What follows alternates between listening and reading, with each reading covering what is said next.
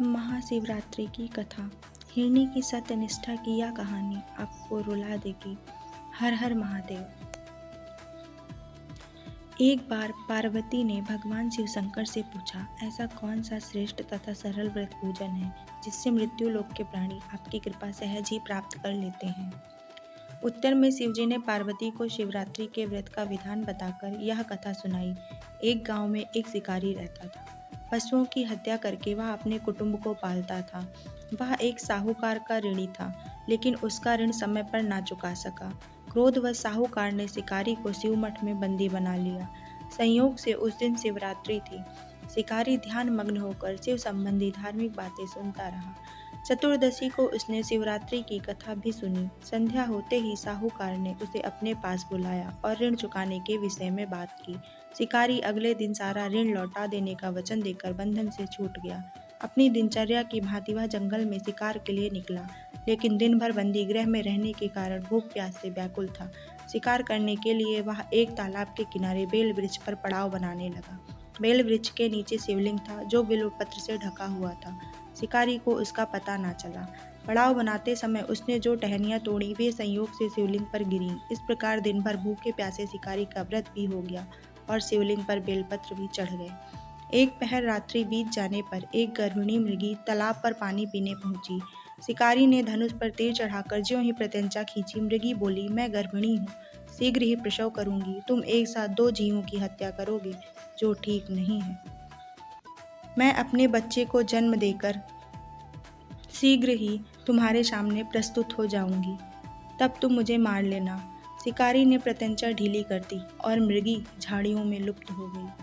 कुछ ही देर बाद एक और मृगी उधर से निकली। शिकारी की प्रसन्नता का ठिकाना न रहा। समीप आने पर उसने धनुष पर बाण चढ़ाया। तब उसे देख मृगी ने विनम्रतापूर्वक निवेदन किया, हे पार्थी, मैं थोड़ी देर पहले ही ऋतु से निर्वृत्त हुई हूँ। कामातुर विराहिणी हूँ, अपने प्रिय की खोज में भटक रही हूँ। मैं अपने पति से मिलकर शीघ्र ही तुम्हारे पास आ जाऊंगी। शिकारी ने उसे भी जाने दिया। 2 बार शिकार को खोकर उसका माथा ठनका। वह चिंता में पड़ गया। रात्रि का आखिरी पहर बीत रहा था।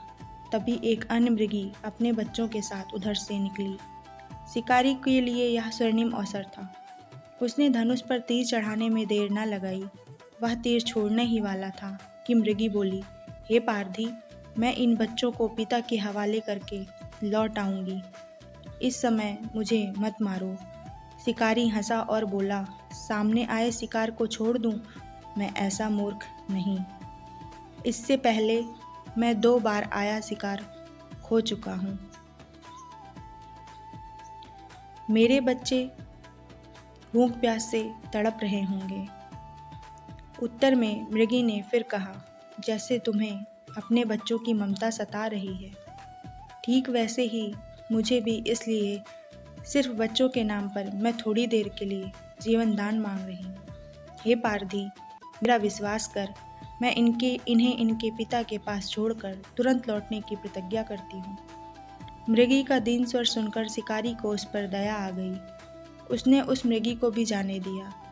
शिकार के अभाव में बेल वृक्ष पर बैठा शिकारी बेलपत्र तोड़ तोड़कर नीचे फेंकता जा रहा था। पाँव फटने को हुई तो एक हष्ट-पुष्ट मृग उसी रास्ते पर आया। शिकारी ने सोच लिया कि इसका शिकार वह अवश्य करेगा। शिकारी को तनी प्रत्यंचा देखकर मृग विनीत स्वर में बोला, हे पारधी भाई, यदि तुमने मुझसे पूर्व आने वाली 3 मृगियों तथा छोटे छोटे बच्चों को मार डाला है, तो मुझे भी मारने में विलंब न करो, ताकि उनके वियोग में मुझे एक क्षण भी दुख न सहना पड़े। मैं उन मृगियों का पति हूँ। यदि तुमने उन्हें जीवन दान दिया है तो मुझे भी कुछ क्षण जीवन दान देने की कृपा करो। मैं उनसे मिलकर तुम्हारे सामने उपस्थित हो जाऊंगा। मृग की बात सुनते ही शिकारी के सामने पूरी रात का घटना चक्र घूम गया। उसने सारी कथा मृग को सुना दी। तब मृग ने कहा, मेरी तीनों पत्नियां जिस प्रकार प्रतिज्ञाबद्ध होकर गई हैं, मेरी मृत्यु से अपने धर्म का पालन नहीं कर पाएंगी।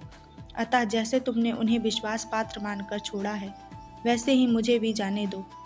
मैं उन सबके साथ तुम्हारे सामने शीघ्र ही उपस्थित होता हूँ।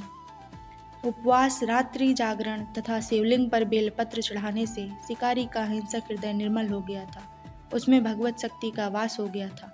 धनुष तथा बाण उसके हाथ से सहज ही छूट गए। भगवान शिव की अनुकंपा से उसका हिंसक हृदय कारुणिक भावों से भर गया। वह अपने अतीत के कर्मों को याद करके पश्चाताप की ज्वाला में जलने लगा। थोड़ी ही देर बाद मृग सा परिवार शिकारी के समक्ष उपस्थित हो गया ताकि वह उनका शिकार कर सके, किंतु जंगली पशुओं की ऐसी सत्यता, सात्विकता एवं सामूहिक प्रेम भावना देखकर शिकारी को बड़ी ग्लानि हुई। उसके नेत्रों से आंसुओं की झड़ी लग गई। उस मृग परिवार को न मारकर शिकारी ने अपने कठोर हृदय को जीव हिंसा से हटा सदा के लिए कोमल एवं दयालु बना लिया। देवलोक से समस्त देव समाज भी इस घटना को देख रहा था। घटना की परिणति होते ही देवी देवताओं ने पुष्प वर्षा की।